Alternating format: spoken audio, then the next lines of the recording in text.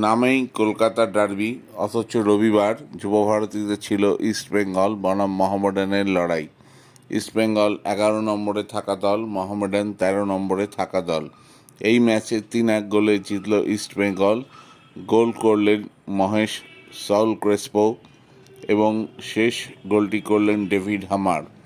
মোহামেডানের পক্ষে একমাত্র গোল ফ্রাঙ্কার, তবে এই বলটি বাড়িয়েছিলেন বাংলার হয়ে সন্তোষ ট্রফিতে দুর্দান্ত পারফর্ম করা রবি হাঁসদা।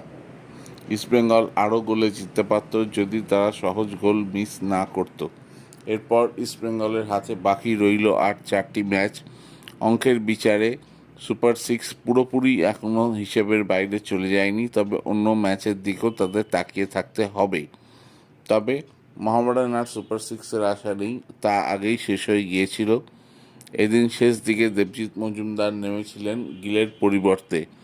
ডেভিড দুর্দান্ত হাফ ভলিতে এবং টার্ন নিয়ে গোলটি করেন। গোলটি ছিল দেখার মতো। তবে এই ইস্টবেঙ্গল শেষ দিকে এসে আজকে যে পারফরমেন্স করেছে, শেষ 4টে ম্যাচে এরকম পারফরমেন্স করলে এবং কপাল থাকলে তারা সুপার সিক্সে যেতেও পারে। খবরটি ভালো লেগে থাকলে অবশ্যই বেশি করে লাইক অ্যান্ড সাবস্ক্রাইব করুন। Thank you.